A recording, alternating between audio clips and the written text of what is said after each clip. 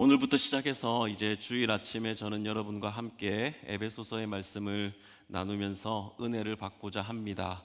지난 갈라디아서 강해에 이은 두 번째 성경 강해가 될 것입니다. 오늘 제목이 모든 신령한 복 첫 번째 택하시는 하나님입니다. 오늘 우리가 읽은 말씀은 성부, 성자, 성령 하나님께서 우리에게 어떤 일을 행하셨는지를 3절에서 14절까지 말씀하고 있죠. 그 가운데 오늘은 모든 신령한 복 첫 번째 택하시는 하나님에 대해서 살펴볼 것입니다. 여러분, 에베소서는 어떤 성경일까요? 하나님께서 에베소서를 우리에게 주시면서 어떤 말씀을 들려주고 싶으실까요? 먼저 에베소서에는 우리에게 행하신 하나님의 은혜로운 일들이 잘 나타나 있습니다. 1장에서 3장까지 사도 바울은 하나님께서 우리에게 행하신 일이 얼마나 은혜로운, 은혜 넘치는 일인지를 기록해 놓고 있습니다. 1장에서 3장까지 잘 보시면 하나님께서 우리에게 이것 해라 저것 해라 하시는 말씀이 없어요. 오직 하나님께서 우리에게 어떤 은혜 넘치는 일을 행하셨는지 그것이 기록되어 있습니다. 그래서 우리가 3장까지 다 살펴보고 난 뒤에 우리는 이렇게 고백하게 될 것입니다. 하나님의 은혜는 정말로 아름답고 놀랍구나 하는 것을 우리가 알게 될 것입니다. 그 받은 은혜를 깨닫고 알 때 우리는 비로소 자원하는 마음으로 또 기뻐하는 마음으로 하나님의 말씀에 순종할 수 있게 되는 것이죠. 그것이 참되고 바르며 건강한 신앙생활입니다. 우리 주님의 교회가 그 복음이 주는 자유와 기쁨으로 즐거운 마음으로 하나님을 믿는 신앙생활하는 교회가 될 수 있기를 축복합니다. 그런가 하면 에베소서는 우리의 구원, 우리에게 주신 구원이 결코 개인적이지 않다는 것을 가르쳐 줍니다. 우리의 구원은 공동체적이라는 사실을 말씀해 주고 있습니다. 그래서 존 스토트 목사님은 이렇게 말했습니다. 사도 바울의 에베소서를 주의 깊게 읽고 나면 어느 누구도 개인화된 복음을 주장할 수 없다. 에베소서는 교회의 복음이기 때문이다 라고 말했습니다. 에베소서가 가지고 있는 이 면은 오늘날 현대인들이 공동체의 가치보다 개인의 이익과 개인의 만족이 우선이고 그 가치를 따라서 생활하는 그 지점과 그 가치관과 상당한 충돌을 가져오게 될 것입니다. 에베소서의 말씀은 우리의 신앙생활마저도 주님의 몸된 교회를 떠나 있으면서 개인주의화되는 그런 현실에 대해서 참으로 시기적절하게 우리에게 메시지를 던져주게 될 것입니다. 하나님께서 만드시는 새로운 사회, 하나님께서 형성하시는 새로운 공동체가 얼마나 아름답고 복되며 존귀한지 에베소서는 우리에게 말씀해 주고 있습니다. 에베소서 4장에서 6장을 보시면 예수 그리스도 안에서 새로운 관계, 새로운 공동체의 모습을 창조해 나가시는 성령님의 역사가 어떠한지를 알려주고 있습니다. 하나님께서 만드시는 새로운 관계, 새로운 공동체는 죽음이 없는 생명으로 가득한 공동체입니다. 분열과 소외가 아닌 연합과 화해입니다. 죄와 악 대신에 의와 거룩이죠. 미움과 다툼 대신에 사랑과 평화가 바로 하나님께서 예수 안에서 창조하시는 새로운 관계 그리고 새로운 공동체 모습입니다. 하나님은 에베소서를 통해서 저와 여러분이 그러한 관계와 그런 공동체 안에 속해 있다고 말씀하셨습니다. 그러므로 우리가 에베소서를 이제 오늘부터 살펴보게 될 텐데 우리가 에베소서를 마치게 될 때 우리는 이전보다 더욱더 하나님의 은혜를 깨닫게 될 것이고 서로가 서로에게 더욱더 아름다운 관계로 발전해서 더 멋지고 아름다운 주님의 교회를 만들어가게 될 것입니다. 우리 현우가 지금 아멘 하는 것입니다. 네, 아기가 우리 함께 예배드리고 있는 것 너무나 행복한 일이에요. 생명이 우리에게 허락된 것입니다. 그 은혜로 여기시고 함께 예배하는 기쁨이 있기를 바랍니다. 서로가 서로에게 더욱 아름다운 관계로 이렇게 나아가게 하는 것이 바로 에베소서 말씀입니다. 이제 오늘 본문의 말씀을 살펴보겠습니다. 먼저 1절과 2절에서 에베소서의 저자와 수신자와 기록 목적을 대략 알 수가 있습니다. 에베소서의 저자는 누구인가요? 네, 1절 하나님의 뜻으로 말미암아 그리스도의 사도된 바울은 에베소에 있는 성도들과 그리스도 예수 안에 있는 신실한 자들에게 편지하노니. 저자는 바울입니다. 그리고 이 편지를 받는 수신자는 에베소에 있는 성도들이죠. 이 성도들, 거룩한 무리, 그리고 예수 그리스도 안에 있는 신실한 자들, 이들이 바로 이 편지의 수신자입니다. 이들은 성도며 신실한 자들이며 그리스도 예수 안에 있는 자들입니다. 여러분도 똑같습니다. 여러분도 이 편지를 받고 있는 수신자세요. 거룩한 무리이며 신실한 자들, 예수 그리스도 안에 신실한 자들입니다. 여러분은 항상 예수 그리스도 안에 있습니다. 우리는 의와 진리와 거룩함을 입은 새 사람입니다. 믿으십니까? 아멘. 2절의 인사는, 2절에 보시면 바울의 인사가 있는데 이 바울의 인사는 바울만의 독특한 인사예요. 2절 하나님 우리 아버지와 주 예수 그리스도로부터 은혜와 평강이 너희에게 있을지어다. 은혜라는 말은 헬라어 카리스입니다. 헬라인들이 하는 인사법이에요. 카리스, 은혜. 저희 큰딸이 영은인데 영원한 은혜라는 뜻을 가지고 있고 이름이 그레이스입니다. 영어 이름이. 둘째 딸이 은휴리예요. 은율 아니고 은휴리예요. 은총과 긍휼입니다. 영어 이름이 바로 이 은혜라는 헬라어 카리스입니다. 셋째 딸은 설교 시간에 자기 이야기하는 거 제일 싫어하기 때문에 생략하도록 하겠습니다. 사도 바울은 헬라인들이 하는 인사법, 은혜, 카리스를 이야기합니다. 그리고 뒤에 평강은 무엇이죠? 샬롬, 유대인들의 인사법이죠. 사도 바울은 에베소서에 있는 이방인들과 유대인들 모두에게 인사하는 것입니다. 바울만의 독특한 특징 중에 하나죠. 그리스도 안에서 종이나 자유자나 이방인이나 유대인이나 모두가 다 한 형제로 여기는 그 일에 사도 바울은 조금도 주저하지 않았습니다. 거기에 그 어떤 가식이나 위선도 있지 않았습니다. 이제 3절로부터 본격적인 메시지가 시작됩니다. 3절로 14절은 하나님께서 그리스도 안에서 우리에게 어떤 일을 행하셨는지를 말해줍니다.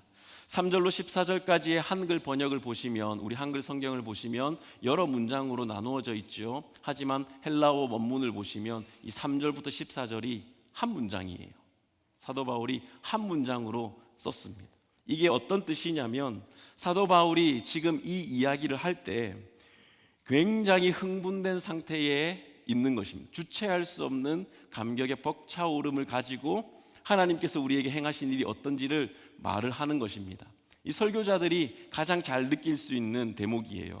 설교자들도 설교할 때 흥분하면 말이 끝이 안 납니다. 한 문장이 계속 이어져요. 그래서 잘 이해할 수 있습니다. 제 여동생은 제 설교에 대해서 오빠 문장이 너무 길어, 짧게 해야지 잘 이해할 수 있어 라고 자주 피드백을 해주었습니다. 저 같은 설교자와는 비교할 수 없는 사도 바울의 폭발적인 이 찬송, 찬미가 3절로 14절까지 한 문장으로 폭포수같이 쏟아지는 말씀이 바로 이 말씀, 우리가 읽은 말씀입니다. 우리가 하나님께로부터 얼마나 놀라운 은혜와 복을 받고 누리고 있는지 그것에 대해서 이야기를 하는 것이죠. 먼저 3절은 4절에서 14절의 모든 내용을 시작하는 말씀입니다. 우리 3절을 같이 한번 읽어보겠습니다. 1장 3절 시작.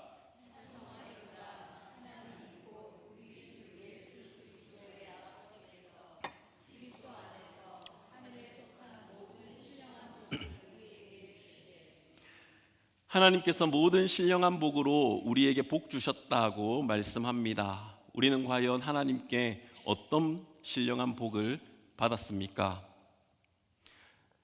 첫 번째로 4절에서 6절까지 성부 하나님께서 우리를 택하신 복을 받았습니다. 두 번째로 7절에서 12절까지 성자 하나님께서 우리를 구속하신 복을 받았습니다. 세 번째로 13절과 14절에서 성령 하나님께서 택하시고 구속하신 이 은혜를 인치시는 복을 우리가 받았습니다. 이렇게 세 가지 신령한 복을 받았다, 사도 바울은 우리에게 말씀합니다. 오늘은 4절에서 6절을 중심으로 하나님께서 우리에게, 성부 하나님께서 우리에게 주신 복, 하나님의 택하심을 살펴보고 은혜를 나누겠습니다. 4절 말씀 보겠습니다. 곧 창세전에 그리스도 안에서 우리를 택하사 우리로 사랑 안에서 그 앞에 거룩하고 흠이 없게 하시려고. 하나님께서 저와 여러분을 언제 택하셨다고 말씀합니까? 창세전에. 창세가 무엇인가요? 세상이 창조될 때, 세상이 있기 전에 라는 뜻입니다. 사람들은 내가 하나님을 선택했다라고 생각하기도 합니다. 맞습니다. 실제로 내가 하나님을 선택했습니다. 하지만 창세 전부터 하나님께서 먼저 나를 택하지 않으셨다면 그 일은 일어나지 않는 것이죠. 하나님께서 나를 택하셨기 때문에 내가 그렇게 할 수 있었던 것입니다. 내가 예수님을 믿기로 결심한 것 아닌가? 내가 믿기로 한 거잖아 라고 생각할 때에도 맞습니다. 실제로 내가 자유롭게 결심한 것이 맞지만 창세 전부터 하나님께서 먼저 나를 위하여 나를 택하시기로 결심하셨기 때문에 내가 예수님을 믿게 된 것입니다. 하나님은 분명히 창세 전에 여러분을 택하셨다고 말씀하고 계십니다. 그럴 때 누구 안에서 택하십니까? 예수 그리스도 안에서 택하셨습니다. 그리고 우리를 왜 택하셨나요? 하나님 앞에서 거룩하고 흠이 없게 하시려고 택하셨습니다. 여러분 거룩하십니까? 여러분 흠이 없으신가요? 어제 행사를 마치고 교회에 모여서 수입을 계산하고 돈을 세고 있었습니다. 돈을 보면서 박미숙 집사님이 목표로 세운, 우리가 목표로 함께 세운 만불의 그 목표가 달성돼야 할 텐데 이런 마음을 가지면서 뚫어지게 돈을 쳐다보고 있었습니다. 갑자기 권민수 집사님이 너무 재밌다, 우리 모두가 돈을 쳐다보고 있어 라고 이야기를 하셨습니다. 그래서 굉장히 웃었는데요, 우리의 삶은 어쩌면이 아니죠. 너나 할 것 없이 한쪽 발은 세상을 딛고 있고 다른 한쪽 발은 하나님께 딛고 살아가는 모습일 것입니다. 너나 할 것 없이 다 그렇습니다. 우리는 왜 그럴까요? 우리가 여전히 세상의 미련을 버리지 못해서일까요? 그렇지 않습니다. 여러분 그렇지 않아요. 우리가 한쪽 발은 세상을 딛고 있고 한쪽 발을 하나님께 딛고 사는 이유는 우리가 그리스도 예수 안에 있기 때문입니다. 이해되시나요? 그리스도 예수 안에 있기 때문입니다. 그리스도 예수 안에 있기 때문에 그나마 한쪽 발을 하나님께 디디고 있는 거예요. 원래 우리는 타락한 아담 안에 있던 존재였습니다. 우리는 타락했고 죄로 철저하게 더럽혀졌고 어그러진 자들이었습니다. 결코 하나님을 기쁘시게 할 수 없는, 하나님께서 선하다고 여길 수 없는 그 상태였죠. 오직 세상과 그 속에 죄밖에 몰랐던 자들이었습니다. 그런 우리를 하나님께서 그리스도 안에서 택하셨습니다. 비록 우리가 한쪽 발은 세상에 한쪽 발은 하나님께 디디고 있다고 해도 우리 속에 착한 일을 시작하신 이가 그리스도의 예수의 날까지 이루실 줄을 우리는 확신할 수 있는 것입니다. 우리가 하늘나라 가면 비로소 남은 한쪽 발도 하나님께 옮기게 되는 것입니다. 우리를 택하신 하나님의 부르심에는 결코 후회하심이 없으시죠. 여전히 우리가 못난 모습이 있고 타락한 모습이 있고 죄가 있는 것을 부인할 수 없지만 우리는 항상 하나님의 그 택하심 안에 있는 복을 받았습니다. 사랑 안에서 거룩하고 흠이 없게 하시려고 하나님은 이 일을 우리의 삶 전체를 통해서 이루어가고 계십니다. 나는 거룩하지 않은데, 나는 흠이 많은데, 여러분 그건 당연한 겁니다. 여러분을 택하신 하나님께서 여러분의 남은 한쪽 발도 하나님의 나라로 옮겨 주실 거예요. 예수 그리스도 안에서 이미 그 일을 시작하셨고 하나님께서 완성하실 것입니다.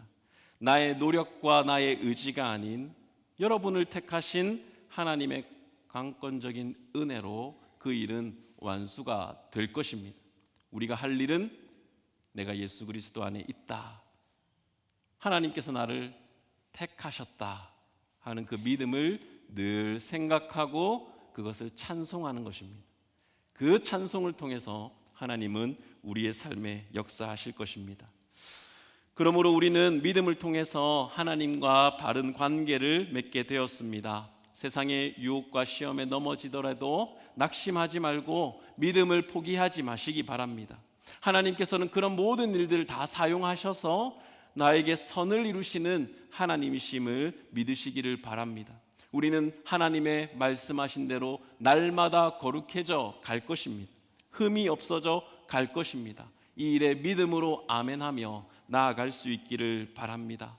여러분께서 이미 이 신령한 복을 받았고 그 복 가운데 머물고 계십니다. 계속해서 5절 말씀 보겠습니다. 그 기쁘신 뜻대로 우리를 예정하사 예수 그리스도로 말미암아 자기의 아들들이 되게 하셨으니.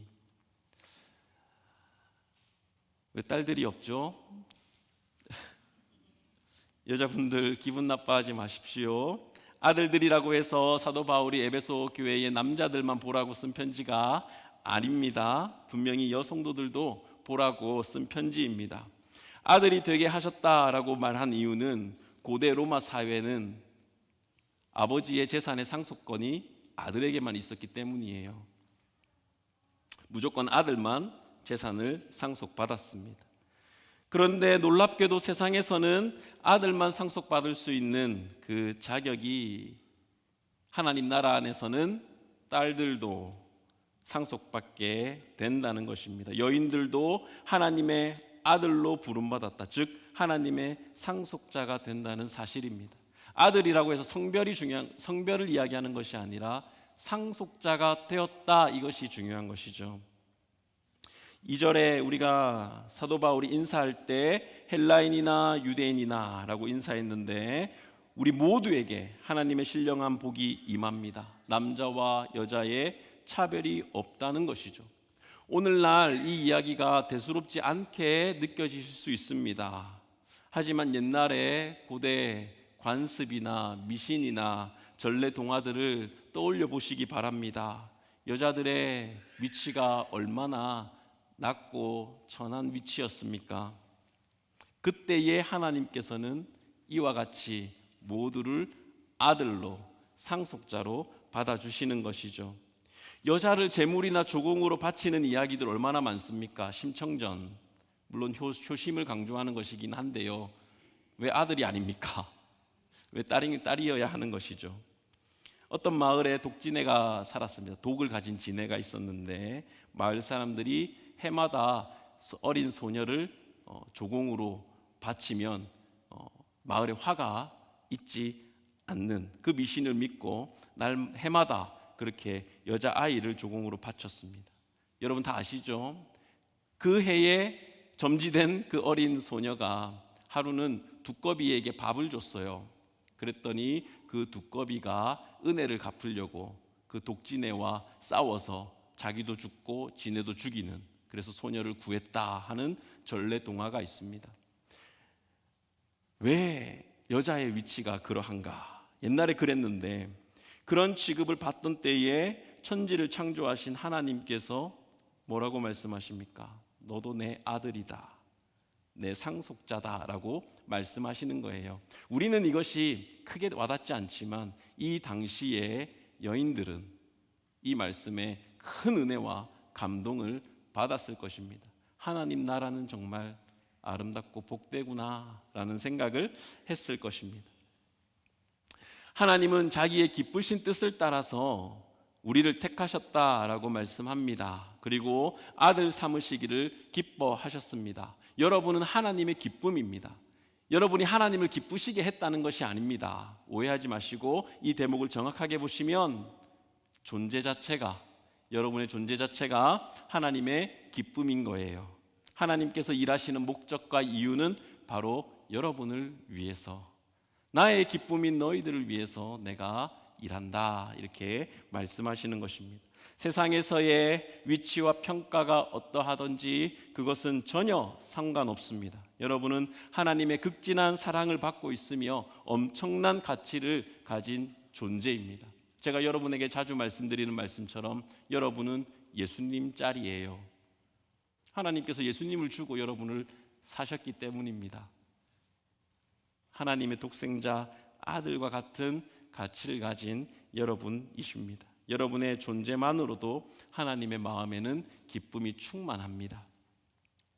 스바냐 3장 17절에 이렇게 말합니다. 우리 이거 함께 읽어보겠습니다. 시작. 너의 하나님 여호와가 너의 가운데 계시니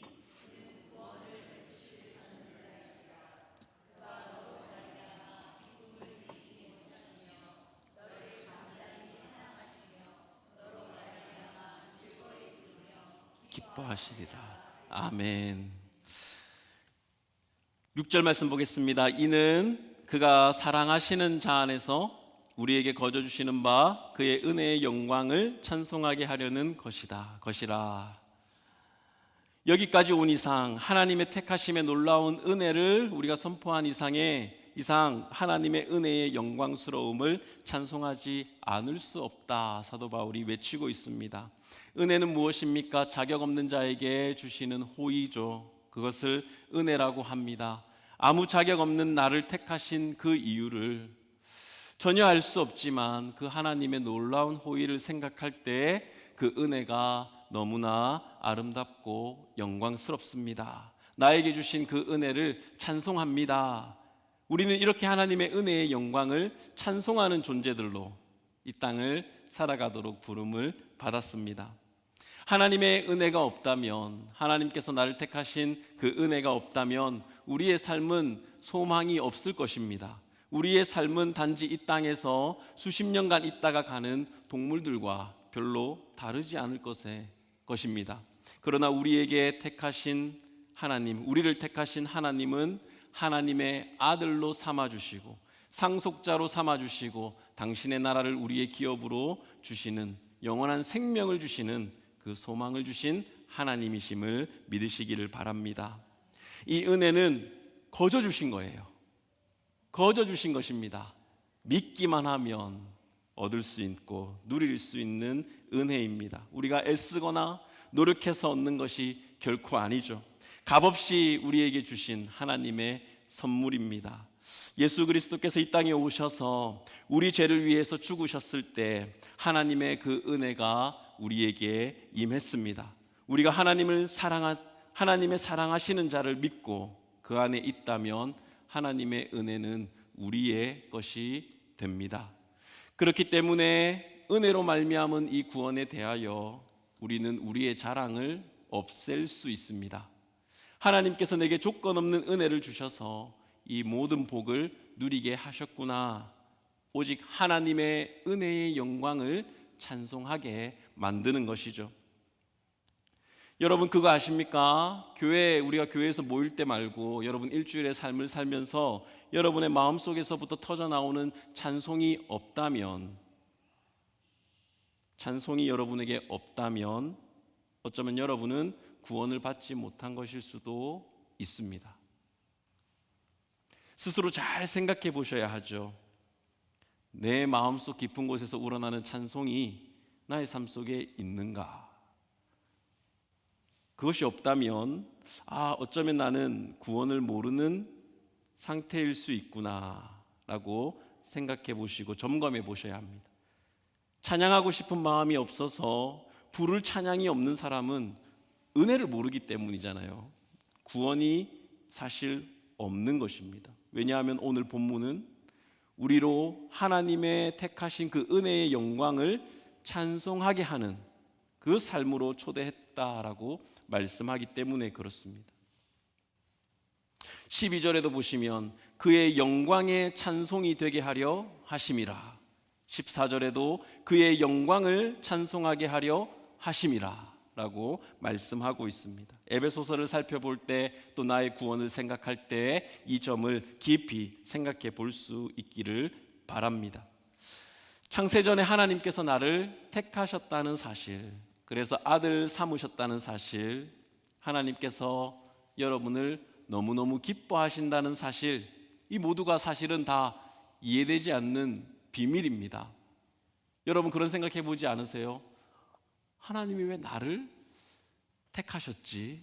하나님이 왜 나를 이 땅을 살아갈 때 예수님을 알게 하시고 하나님을 믿는 믿음을 주셨지? 그런 생각해 보신 적 없습니까? 하나님의 은혜를 체험할 때, 하나님께서 주시는 그런 감격을 예배 속에 경험할 때 어떻게 나 같은 죄인을 살리셨을까? 나 같은 죄인에게 은혜를 주셨을까? 이것이 우리를 정말 우리의 심령을 소생케 하고 살아나게 하는 그런 감동을 주는 것을 경험하게 됩니다. 다 이해할 수 없는 비밀이지만 그 이해할 수 없는 가운데 우리를 찬양하게 만드는 것이, 우리의 입술로 찬송하게 하는 것이 바로 나를 택하신 하나님의 은혜인 줄로 믿습니다. 우리 입술의 구원의 은혜로 인해서 찬송이 끊이지 않는 우리 모두가 다 될 수 있기를 주님의 이름으로 축원합니다.